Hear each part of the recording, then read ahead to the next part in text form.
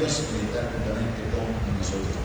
Esta noche vamos a enfocarnos en la parte final del capítulo 5 del libro de Hebreos.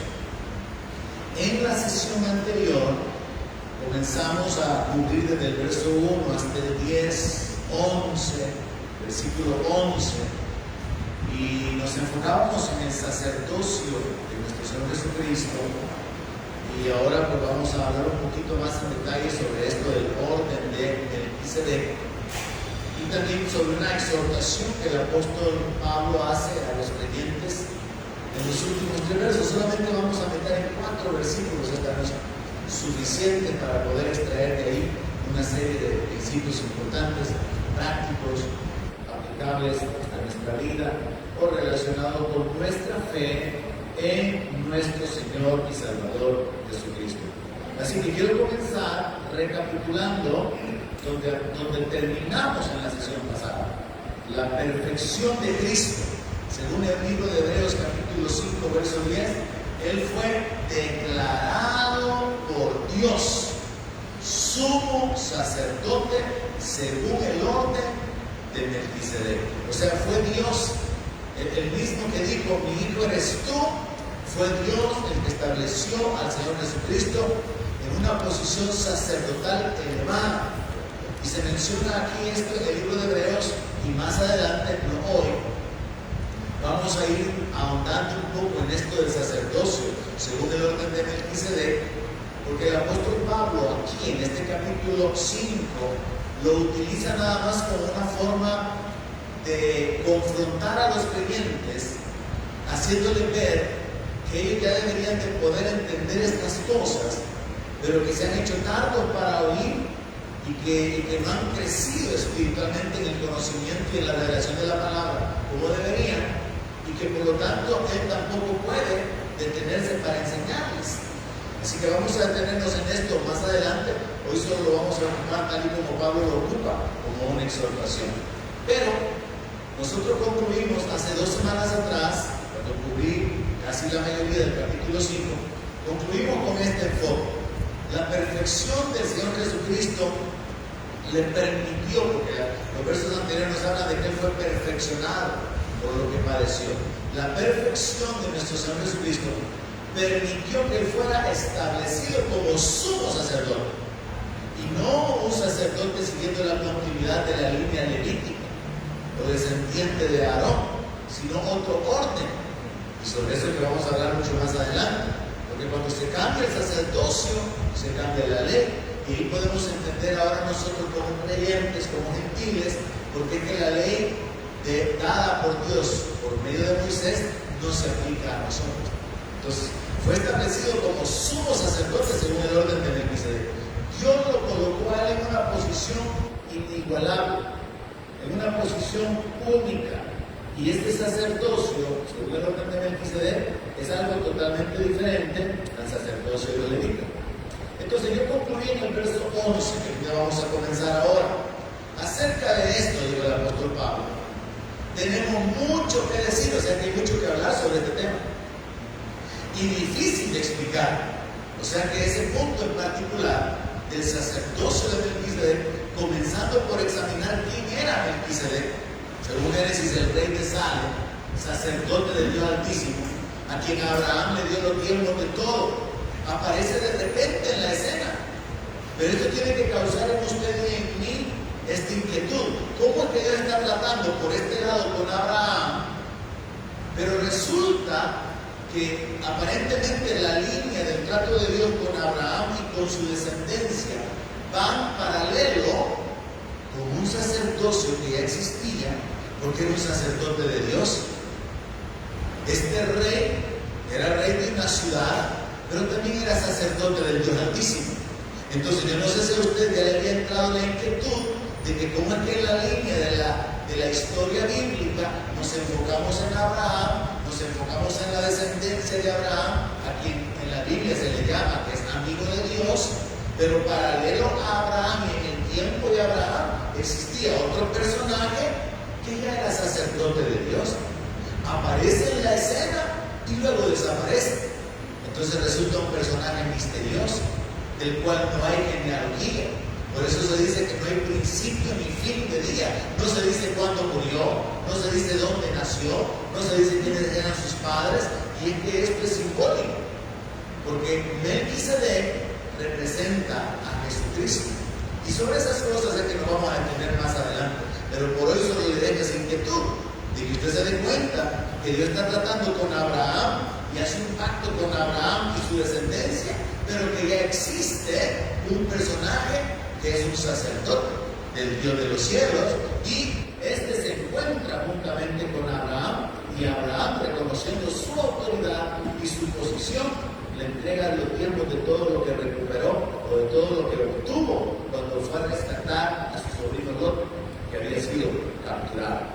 Interesante leer la historia, por eso acostúmbrese usted a leer la Biblia de una manera personal. Cuando yo me inquiete con personajes, con historia, deténgase, lea la Biblia, llénese del conocimiento de la palabra, de los registros históricos, porque la Biblia dice que las cosas que han sido escritas para nuestro beneficio han sido escritas. Así que vamos a retomar a partir de aquí. Hebreos 5:11. Acerca de esto tenemos mucho que decir y difícil de explicar, por cuanto os habéis hecho tardos para oír. El apóstol Pablo está hablando con los creyentes hebreos, está hablando con los judíos, y a los judíos les dice: miren, ustedes realmente se han tardado mucho en asimilar, en recibir el conocimiento, en recibir la revelación de la palabra. Y en este sentido también nosotros comprendamos que según la palabra de Dios, a Pedro se le encomendó el apostolado para los judíos y a Pablo se le entregó el apostolado para los gentiles. Así que hubo una separación de asignaciones. Pablo era responsable de predicarle a todos los que eran judíos, aunque él comenzó predicándole primeramente a los judíos. Pero a Pedro se le encargó la predicación propiamente a los judíos. Y a partir de ahí se cae la mentira de Roma de que Pedro es el Papa. Porque Pedro no recibió la llave de una iglesia, Pedro no recibió la autoridad para gobernar una iglesia universal. A Pedro se le encargó el ministerio de evangelismo hacia los judíos y a Pablo el ministerio hacia los gentiles. Si alguien habría de ser reconocido como Papa, tendría que ser Pablo, porque Pablo fue el que predicó en Roma, en la Odisea, en Éfeso. Todas las iglesias que se mencionan en el libro de Apocalipsis de Asia fueron fundadas, la mayoría por el apóstol Pablo. Así que ahí tenemos que ir entendiendo aspectos históricos muy importantes. Pero volviendo al enfoque de que los judíos se habían hecho tanto para oír, Pablo les está reprochando, porque ellos son el pueblo que recibió la ley. Ellos son el pueblo del pacto. Ellos son el pueblo que recibió las promesas. Ellos son el pueblo por medio del cual vino el Mesías. Y a pesar de que ellos son el pueblo escogido, la descendencia de Abraham, han sido bien indiferentes en cuanto al conocimiento o al crecimiento en el conocimiento de la palabra. Y esto es la razón por la cual él les reprocha. Y ellos deberían de saber sobre estas cosas, pero se han hecho tardos para oír. Entonces nosotros podemos concluir con respecto al sacerdocio de Melquisedec que este es un tema difícil, un tema que demanda un poco de estudio, un poquito de profundidad en escudriñar la palabra de Dios, porque más adelante, cuando lleguemos al capítulo 6, en el verso 20, vamos a encontrar que Jesús entró por nosotros como precursor. O sea, Jesús se anticipó y entró, el pionero. Él entró delante del trono de Dios, él llegó delante de la presencia de Dios, y ahí se hace referencia a la posición que le fue dada. Dice, hecho sumo sacerdote para siempre, según el orden de Melquisedec. Y esto es parte de las variantes o de las diferencias con respecto al sacerdocio levítico. Los sacerdotes levitas, como morían, tenían que ser relevados, pero Jesucristo jamás va a ser relevado. Él permanece para siempre. Él ha sido hecho sumo sacerdote para siempre, eternamente. No va a cambiar. Él permanece para siempre en esa posición sumo sacerdotal. Así que, hablando acerca de verso 11, nosotros podemos ahora llegar a una conclusión de los capítulos que hemos cubierto ya. Y es que Jesucristo es mayor que cualquiera de los personajes que aparecen en la Biblia. ¿Cuántos lo creen? Jesucristo recibió un nombre que sobre todo nombre. Y Él fue exaltado hasta lo sumo. No hay nadie más grande que Él. Y hay que entender la identidad de Jesucristo. Hay que entender la dignidad del Señor. Hay que reconocer la divinidad del Señor. Porque cuando nosotros reconocemos quién es Jesús y reconocemos su autoridad y reconocemos su divinidad, entonces vamos a recibir su palabra y vamos a vivir con entendimiento bajo su señorío.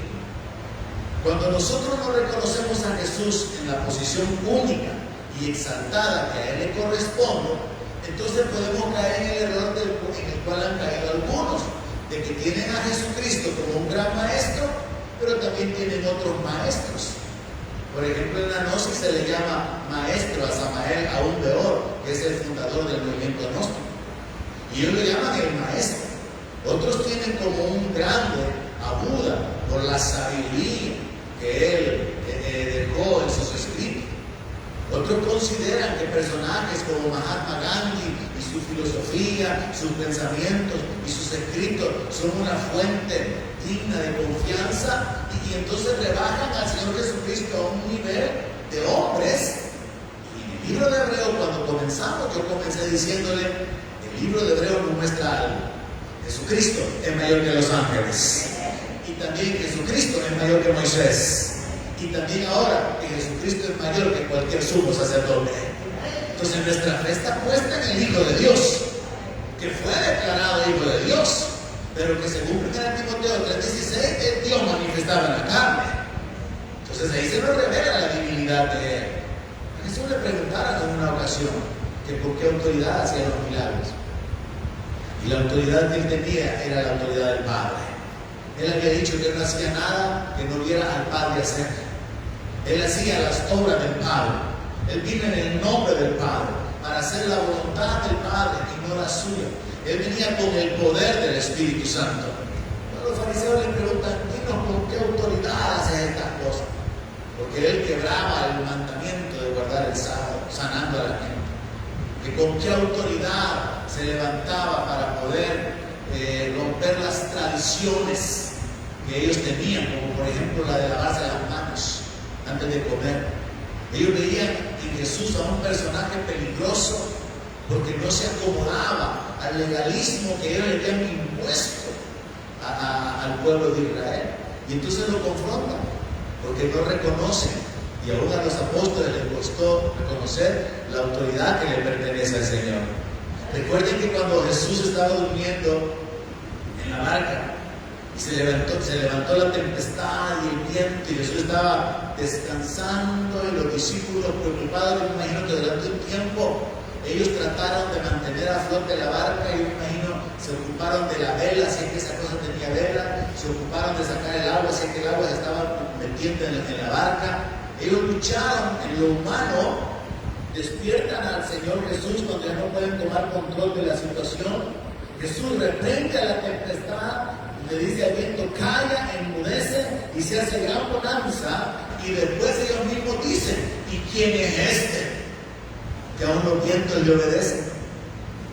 Me encanta esa pregunta, hermano, porque nos lleva a un punto de reflexión.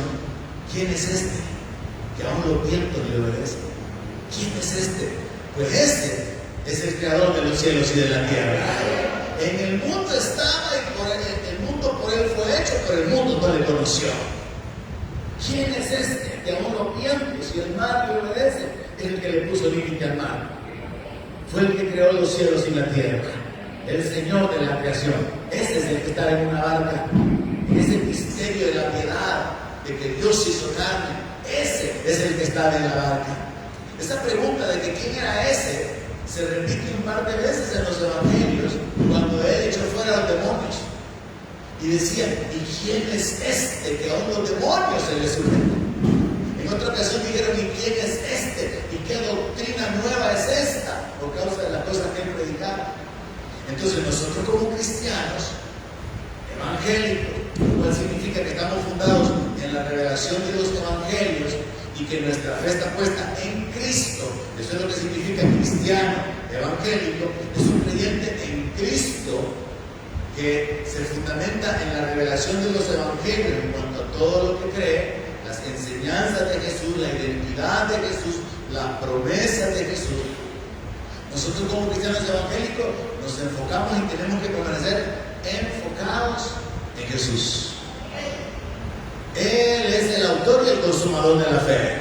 Él es el que venció la muerte, al infierno, al pecado y al diablo. Él es nuestro Señor.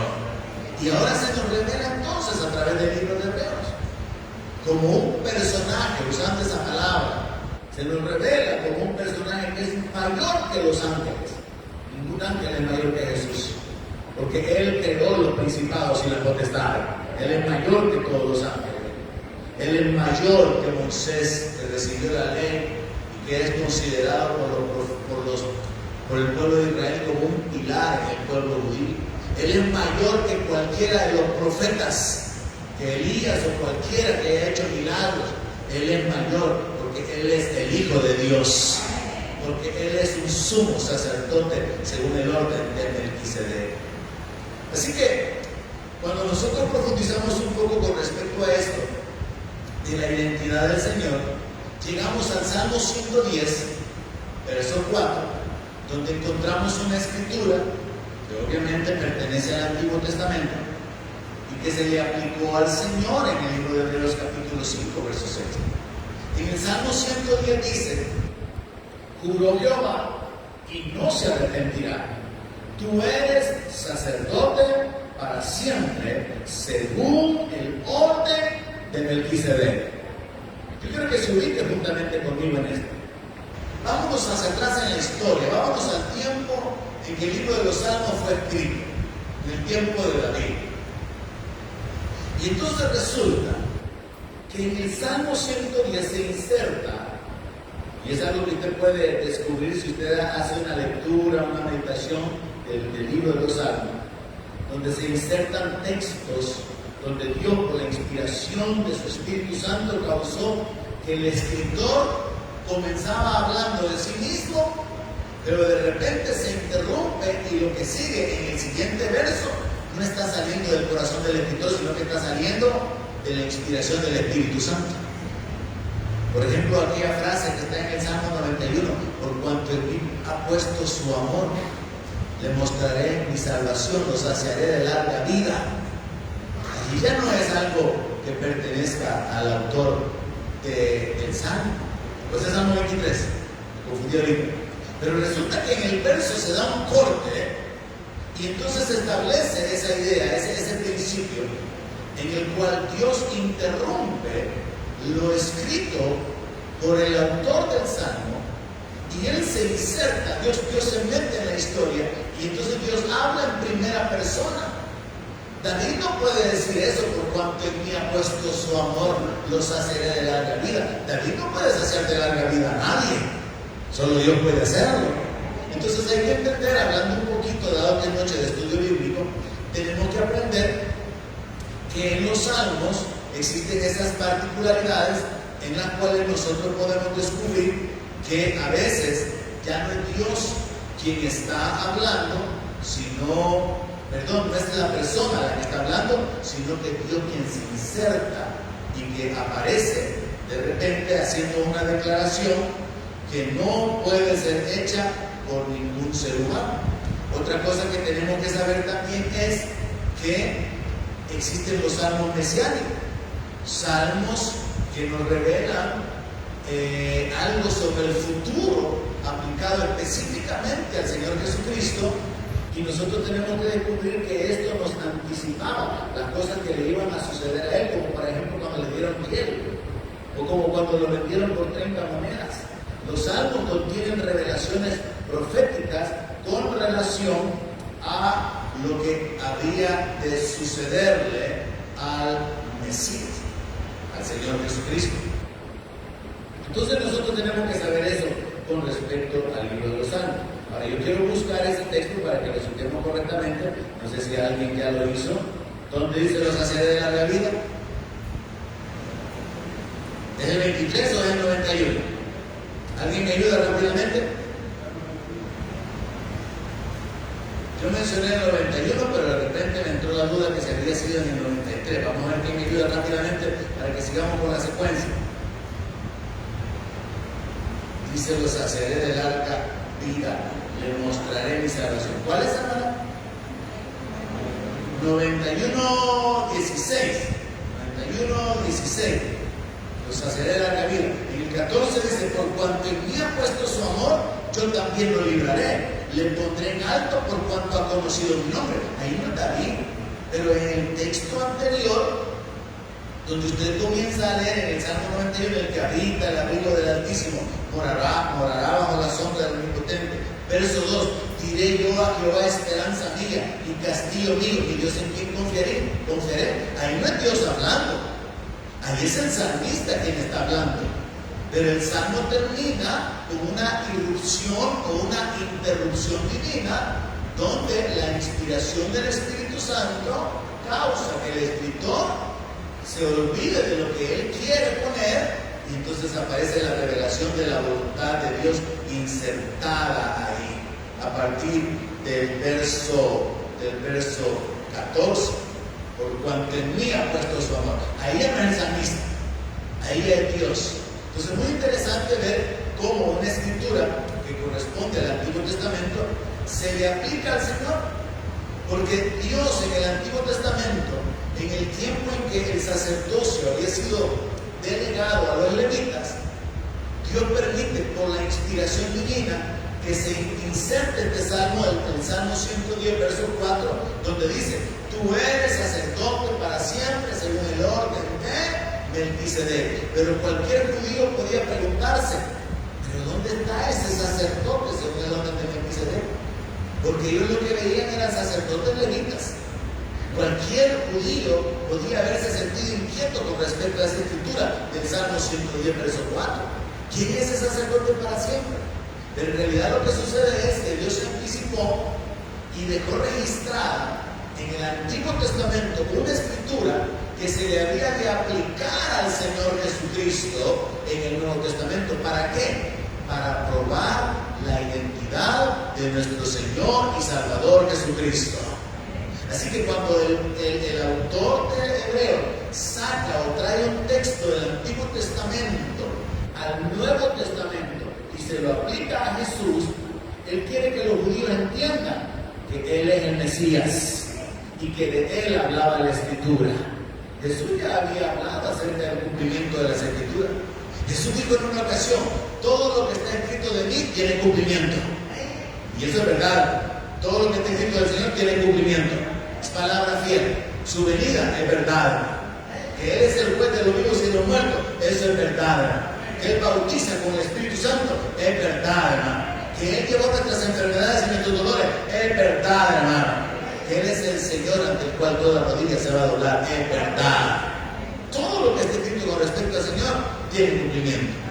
Y hay que vivir con esa expectativa y con esa convicción. Entonces lo que vemos es que en el libro de Hebreos, capítulo 5, verso 6, Pablo hace referencia y lo hace de esta manera, como también dice en otro lugar, como dice en otra parte de la Biblia, ¿verdad? Como también dice en otro lugar: tú eres sacerdote para siempre, según el orden de Melquisedec. Entonces lo que se hizo fue ocupar la escritura del Antiguo Testamento para aplicársela al Señor Jesucristo, para poder reforzar la identidad que le pertenece a Él, para que nosotros sepamos, vivamos conscientes: Él es nuestro sumo sacerdote. Ahora, sobre esa base, y sin ahondar, como ya lo mencioné, en lo del sacerdocio, según el orden de Melquisedec, porque vamos a ir por partes, Pablo cambia la dirección de enfoque para terminar este capítulo, y en el verso 12 entonces hace una exhortación que ahora se dirige al creyente, una exhortación que tenemos que tomar a nosotros. ¿Cuántos nosotros en esta noche? Hay varios. Entonces en el verso 12 dice así: porque debiendo ser ya maestros, después de tanto tiempo, tenéis necesidad de que se os vuelva a enseñar cuáles son los primeros rudimentos de las palabras de Dios, y habéis llegado a ser tales que tenéis necesidad de leche y no de alimento solo.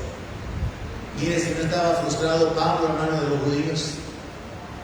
Mire si Pablo no estaba decepcionado de la iglesia hebrea, porque le dice: no, hombre, muchachos, no, hombre, ustedes ya deberían estar enseñando a otros, pero han sido tan negligentes, se han acomodado tanto a lo que recibieron, a lo que han entendido, se han conformado con lo poco que saben y no se han esforzado en crecer en el conocimiento de Dios, de su carácter y de su voluntad, que ustedes necesitan, en lugar de ser maestros, necesitan que se les siga enseñando y que se les enseñen las cosas básicas. Eso es lo que significa rudimento.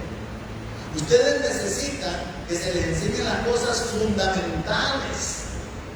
Ustedes necesitan que se les atienda, en lugar de estar ya sirviendo a otro, salvando a otro, ministrando a otro, poniendo manos sobre otro, testificando, evangelizando, discipulando, animando a otro con la palabra, levantando con la palabra, edificando la vida de otros.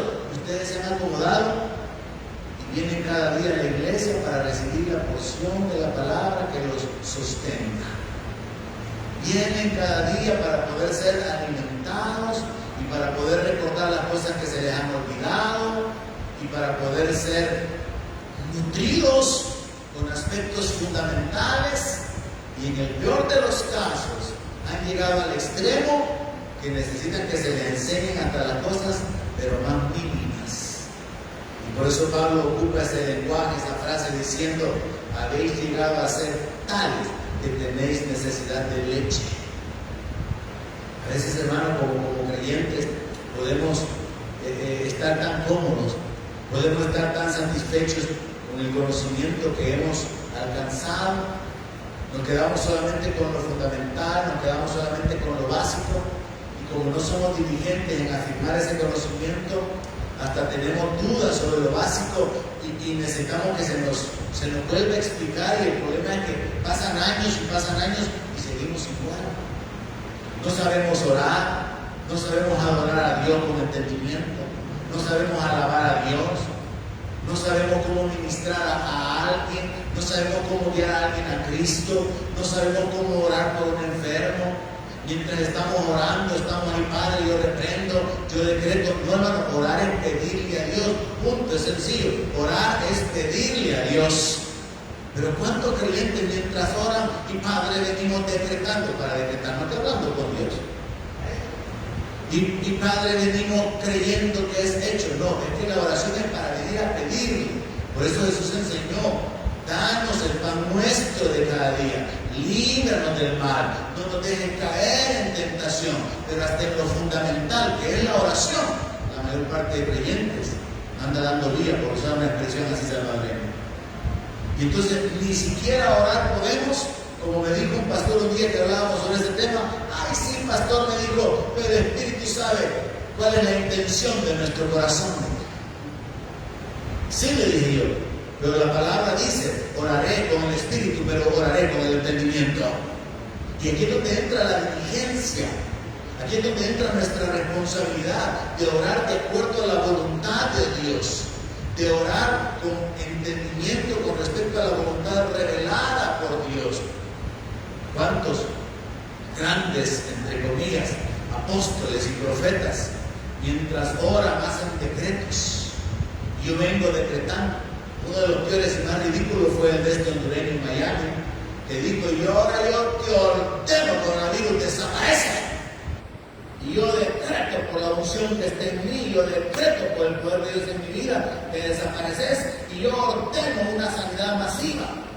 Calladito se ha quedado después de todo lo que ha pasado, porque eso no solamente revelaba su ignorancia como gran apóstol, su desconocimiento de la doctrina, sino de un fundamento básico que es la oración. Jesús le enseñó a los discípulos a orar, y la oración, mis hermanos, básicamente es pedirle a Dios. Y cuando usted le pide a Dios, ahí no cabe: yo confieso, yo decreto, yo declaro. No, porque porque para hacer eso usted no necesita humillarse o reconocer que está pidiéndole a Dios que Él intervenga. Lo ocupo nada más como un ejemplo para que usted también se examine, porque en realidad como creyentes todos estamos en un proceso de crecimiento. Pero como le dice el apóstol Pablo a los hebreos, ustedes son tales que por causa de haberse hecho tanto para oír, hay que estarles dando leche. Y entonces apliquémoslo de esta manera. Recuerde que esto es una exposición amplia de la palabra. Puede hacer que se aplique a más de alguno de los presentes, que tienen quizá más de 10 años de estar en la iglesia, pero no ha crecido. Ha permanecido solamente con el fundamento, y ni el fundamento puede explicarle a otros. Pero también consideremos que esta enseñanza se lleva hacia fuera de la nación, hacia muchas personas, y muchas personas tendrán que ser exhortadas, así con este enfoque, la exhortación dirigida al creyente, a que salgan del conformismo, a que salgan de ese estancamiento en cuanto al conocimiento, en cuanto a la revelación de la palabra, porque muchos creyentes se acomodan con el fundamento del Evangelio y no se esfuerzan por profundizar, no hacen eco de las palabras del Señor Jesús que dijo: escudriñen las Escrituras.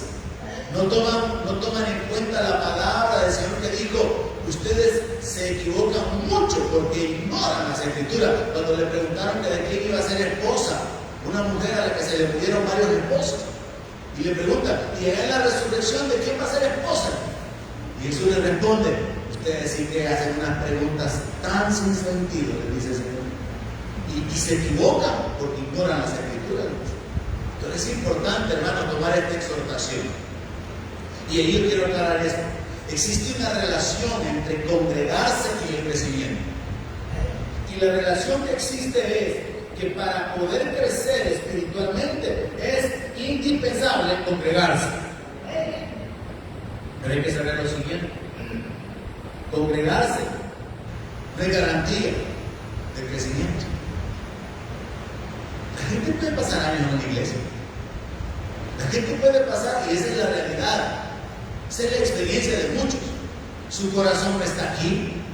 Está aquí porque su mamá lo trae.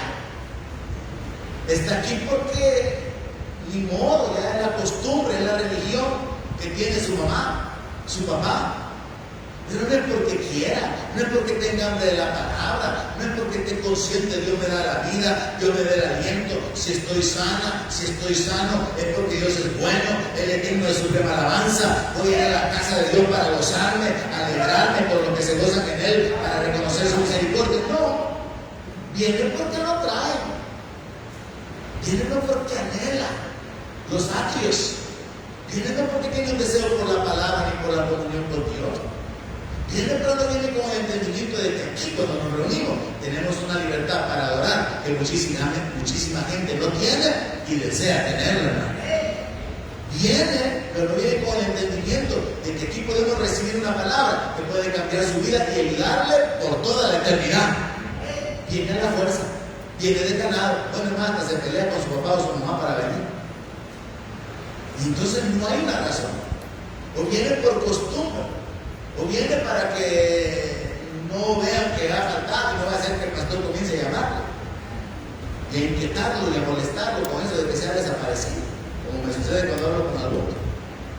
Entonces es importante entender esto. Congregarse es indispensable para el crecimiento, pero congregarse no es una garantía de que usted va a crecer, porque para crecer usted tiene que anhelar la palabra. Para crecer usted tiene que voluntariamente escudriñar la palabra. Y en la medida que usted se llena del conocimiento de la palabra, usted va creciendo en fe.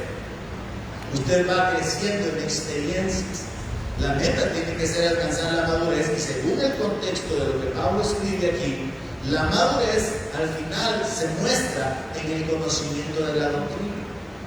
Hoy estaba viendo un video que recibía muchos comentarios negativos, donde un pastor, creo que en Sudamérica, avergüenza, creo que era su líder de alabanza, porque resulta que el líder de alabanza se había casado hacía como 3 años a los civiles, según entendí, pero él lo había casado hacía 3 meses, y entonces él estaba indignado, si casi lo llama hijo del diablo, mentiroso, porque no estaba casado. hasta que él lo casó, y que por 3 años lo tuvo engañado, porque solo estaba casado a lo civil y no estaba casado por la iglesia. Y ahí se da el mensaje, la confrontación y la humillación que revela. Número 1, falta de misericordia del pastor de exponerlo públicamente. Número 2, falta de entendimiento de que en realidad, según las leyes, es a través del matrimonio civil que se consuma, que se establece ya legalmente ante los hombres la unidad legal de hombre y mujer. Por ejemplo, yo estoy bien claro en eso y lo voy a ocupar como una ilustración y la diferencia que hay en los Estados Unidos. Yo no puedo casar a nadie.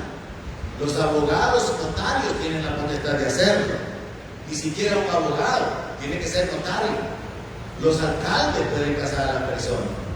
Y hay otras personas que pueden están investidos con esa autoridad de lo declaro marido y mujer, pero un pastor no puede. No es una ley de acá. Pero lo que nosotros podemos hacer es la bendición del matrimonio religioso, de la unión espiritual, la ceremonia, que es muy importante para invocar la bendición de Dios sobre 2 personas que conocen el pacto que tienen. Pero las personas, cuando realizan esa presentación dentro de la iglesia, ya vienen casadas. Entonces, ocupando ese ejemplo del pastor que humilló, hizo pedazos, llamó casi hijo del diablo, su día de alabanza, lo ocupo nada más como muestra de lo que es la ignorancia a veces de ciertos fundamentos, de ciertos aspectos que deberían de ser dominados y conocidos con claridad. Entonces Pablo está aquí enfocándose en esto, en la condición de los creyentes judíos que han fallado en su crecimiento. En el verso 13, la exhortación continúa con este comentario: y todo aquel que participa de la leche es inexperto en la palabra de justicia, porque es niño. Pablo utiliza, como el Señor Jesucristo acostumbraba a hacerlo, figuras de lo que es la vida natural. Usted sabe que un bebé primero tiene que ser amamantado, luego comer la papilla o el germen y todos los alimentos licuados, mientras se va desarrollando, mientras va creciendo, mientras le salen los dientes y tiene capacidad de masticar, mientras se desarrolla su sistema digestivo y tiene la capacidad de digerir alimentos sólidos. Y ese proceso de lo natural, Pablo lo utiliza en lo espiritual, y entonces dice: es que el que participa de leche es experto en la palabra de justicia, es un niño. Y está bien aplicar eso a un recién convertido.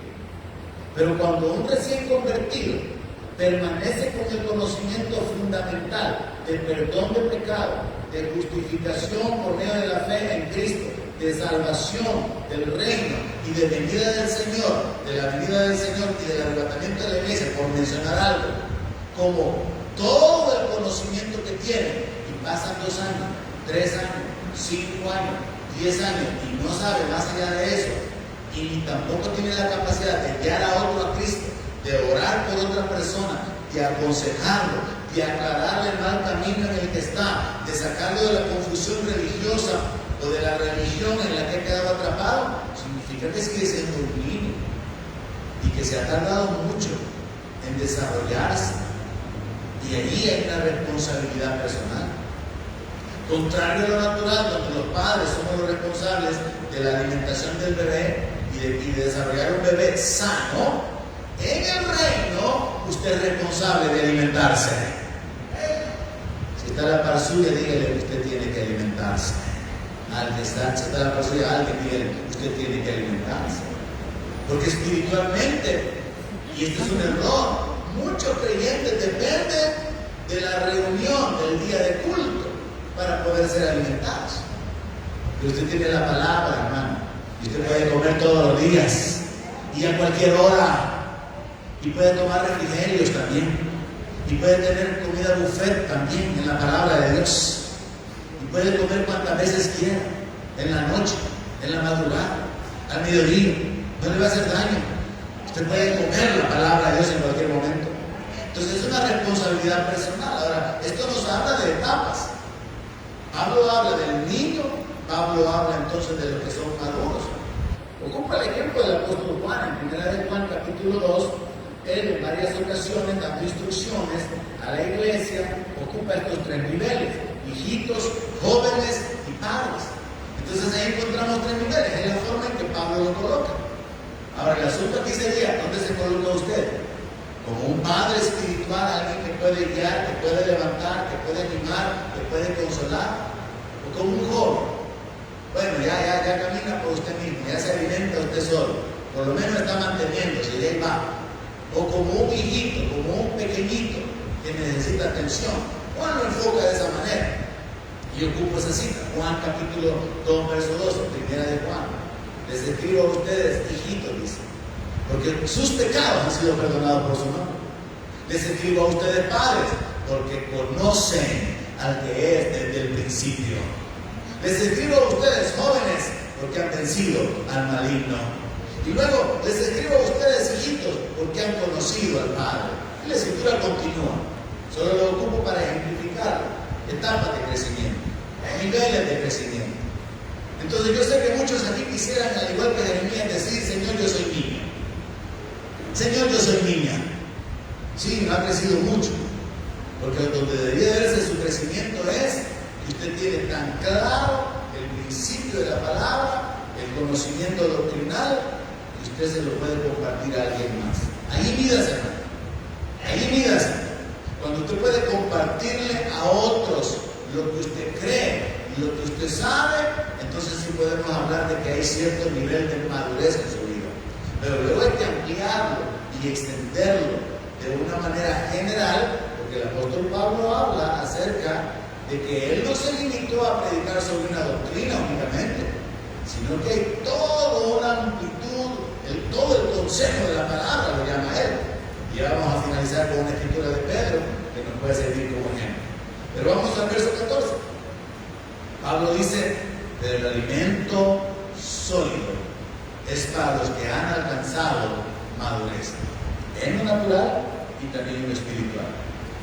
Pero para los que por el uso tienen los sentidos ejercitados en el discernimiento del bien y del mal.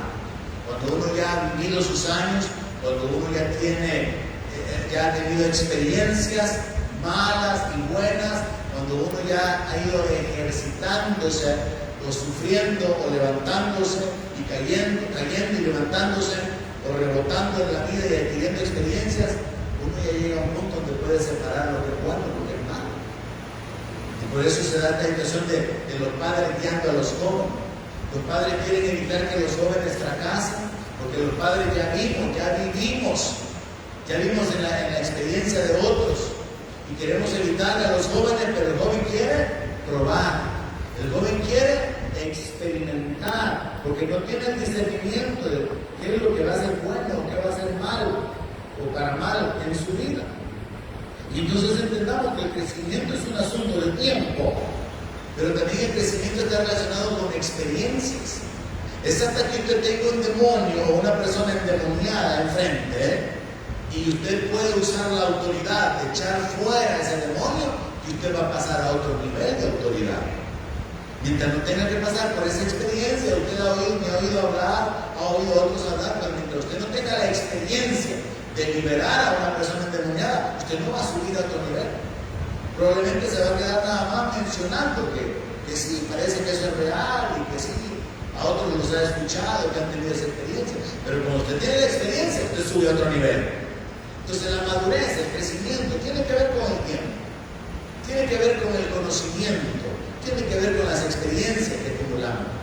Y al final, la madurez se va a manifestar en nuestra estabilidad, donde usted ya no retrocede, hermano. Muchos cristianos han retrocedido, muchos cristianos van a retroceder todavía, porque esa es parte de la lucha, permanecer. Y llega un punto en la madurez espiritual donde usted ya no se mueve. Usted sabe quién es Jesús. Usted sabe qué es lo que el Señor ha hecho por usted. Usted sabe cuál es la provisión espiritual que está disponible para su vida. Y usted se para firme en la fe, porque usted ha alcanzado cierto nivel de madurez. Ya el mundo, la riqueza, las distracciones, las tentaciones no lo apartan de Dios. Usted está firme en la palabra. Pero una cosa más, la madurez se manifiesta en el carácter. Usted está seguro. No significa que no van a haber errores porque perfecto es solamente Dios. Nosotros podemos mirar algo que nuestra esposa no ve o viceversa, la esposa no mira algo que nosotros vemos, por ejemplo. Somos imperfectos. Pero cuando hablamos de ir hacia la madurez, estamos hablando de esa estabilidad, de ese carácter, del desarrollo de virtudes, del desarrollo de Cristo en nosotros, como Pablo lo dijo, ya no vivo yo, sino que Cristo vive en mí. Entonces la madurez se muestra, hermano, no solamente en el conocimiento doctrinal, que es donde el apóstol confronta a los creyentes, sino que también en la vida, en la estabilidad, en la firmeza, en la capacidad de dar a otros. Un niño es dependiente, pero un padre es proveedor. Así que los hijitos de Juan demandan cuidado, pero los padres son protectores. Y así espiritualmente tenemos que posicionarnos nosotros. Soy un hijito, soy una hijita que necesita cuidado. Llévenme en oración, pastor, llámenme, cuide de mí. O es un padre que está ahí para levantar las manos de otro, para animar a otro, para consolar, para bendecir. ¿Cuál es la posición en la que usted se encuentra? Es importante analizarlo. Concluyamos esta noche en 2 de Pedro, capítulo 1, verso 5. El apóstol Pedro escribió lo siguiente, lo cual es una base para poder enfocarnos en nuestro desarrollo personal. Ustedes también pongan toda diligencia. Esto no es automático, hermanos. No es solamente por estar aquí en la iglesia. Hay que ser diligente, hay que ser intencional, hay que tener propósito. Por esto mismo añada a vuestra fe. Mira dónde comienza la carrera y la escala espiritual. Comienza con la fe. Pero a la fe hay que añadirle virtud. A la virtud hay que añadirle conocimiento. Al conocimiento hay que añadirle dominio propio. Al dominio propio hay que agregarle paciencia. Después de la paciencia, la piedad. Después de la piedad, el afecto fraternal. Y al afecto fraternal hay que agregarle o añadirle el amor. Entonces esto es como una pirámide, como un volcán. Comienza con el fundamento de la fe, pero lo que está en la cúspide es el amor. Es por medio de la fe y pasando por estos elementos de la virtud, del conocimiento, del dominio propio, de la paciencia, de la piedad y del afecto fraternal, que podemos llegar a la vida más elevada, que es la vida de amor. Amor al prójimo, amor a Dios, amor al enemigo. Porque al final, hermano, Juan también escribe sobre esto, que el propósito del mandamiento es caminar en amor. No es tener una gran fe. Ahora, si no tenemos ni siquiera un gran conocimiento, ¿cómo vamos a tener una gran fe? Si la base de la fe es el conocimiento. Y si no tenemos fe, nosotros no vamos a poder avanzar en nuestro desarrollo, en nuestro crecimiento, para poder verdaderamente experimentar, caminar en amor a Dios, en amor al prójimo, en el servicio y en la entrega y en el sometimiento de nuestra vida para poder bendecir a otros. Porque al final, eso es realmente lo único que importa. Y es hacia donde tenemos que enfocar. Entonces, Pedro dice que esta es la instrucción o el consejo que él da. Y dice, porque si estas cosas están en ustedes y abundan, o sea, no solamente si la tengo, pero poquita paciencia, poquita piedad, poquito dominio propio. No, dice, si estas cosas están en ustedes y abundan, no lo van a dejar estar ociosos. Hay muchos cristianos ociosos, no están haciendo nada con el conocimiento de Jesucristo. No están haciendo nada con el conocimiento bíblico. Pero el que tiene estas cosas, dice, no va a estar ocioso, ni va a estar sin fruto. Usted examínese, hermano, si usted tiene fruto. O todo su fruto es venir a la iglesia. O los que me escucharán a través de las redes, todo su fruto es congregarse, o todo su fruto es meditar en la palabra. Pero no hay fruto de vida, de arrepentimiento, fruto de justicia. No hay obras de amor, no hay obras de misericordia, no hay fruto. Tenemos que tener fruto. Y dice, si estas cosas están en ustedes, no nos van a dejar estar ociosos ni sin fruto en cuanto al conocimiento de nuestro Señor Jesucristo. Verso 9. Pero el que no tiene estas cosas, tiene la vista muy corta, es ciego, habiendo olvidado la purificación de su antiguo pecado. Lastimosamente esa es la condición de muchos creyentes. Hasta se les olvida que han sido perdonados. O como citaba el ejemplo de hijos de padres cristianos, ignoran que si están vivos es por la misericordia de Dios, porque Él es el que da aliento, vida y todas las cosas, y no tienen un corazón agradecido. Hay que acordarles que hay que orar por la comida, porque a ellos no se les ocurre. Hay que acordarles que hay que encomendarse a Dios o pedirle a Dios que lo guarde, porque ellos no tienen esa comunión, esa dependencia de Dios. Igual un creyente que no se ha ocupado de su crecimiento, se le ha olvidado hasta la purificación de su pecado. Así que en el verso 10 el apóstol Pedro, en línea con lo que estamos aprendiendo allá del apóstol Pablo en el libro de Hebreos, le dice: hermanos, debido a estas cosas, miren, tomen la decisión de hacer más firme su vocación.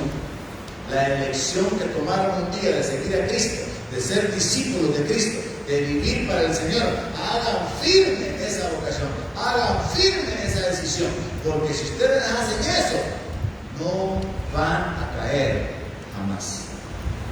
Yo creo que todos nosotros aquí conocemos creyentes que han caído. ¿Alguien dice amén a eso? Yo creo que todos nosotros conocemos creyentes que han caído. Para la exhortación del apóstol Pedro es: si usted no quiere caer, jamás. Si usted no quiere deslizarse, si usted no quiere volverse al mundo, hacia el pecado, hacia la esclavitud, si usted no quiere retroceder, entonces trabajen con diligencia en la edificación personal. Y esa edificación personal comienza con el conocimiento de la palabra, que es el fundamento para la fe, porque la fe viene por el oír la palabra de Dios. Y luego a la fe agréguele virtudes, cualidades, examínese cuáles son sus defectos de carácter y trabaje en ellos para hacerlos morir. ¿Cuáles son las virtudes que usted no tiene? Añádale virtudes a su vida. La generosidad es una de ellas, la humildad es otra de ellas, la bondad es otra, la paciencia. Entonces hay que ir trabajando en el desarrollo personal. Y luego a esa virtud, bueno, agreguémosle más conocimiento, luego agreguémosle dominio propio. No voy a explotar rápidamente, me voy a aguantar, voy a contar hasta 10, y si contar hasta 10 ya no me funciona, voy a contar hasta 100. Voy a morderme la lengua, como decían en buen salvadoreño las abuelas, para no hablar todo lo que quiere hablar. Voy a tener dominio propio, no voy a hablar todo lo que se me ocurre, porque en el mucho hablar abunda el pecado, así lo dice la palabra. Hay vanidad en lo que hablamos. Entonces voy a tener dominio propio, voy a ser paciente. Si ya tengo un poquito, en vez de decir que mía me la acabaron, ya me la quitaron, no, siga ejercitándola, desarrolle la paciencia. Y luego agréguele piedad, y luego afecto fraternal, y termine en el amor. Sobre esto, solo sobre eso, hay mucho que podríamos hablar, pero lo dejo yo por el momento como un ejemplo de lo que es parte de nuestro desarrollo y de nuestro crecimiento espiritual. Y en mi deseo, que Dios le dé entendimiento por su Espíritu Santo. Amén. Oramos.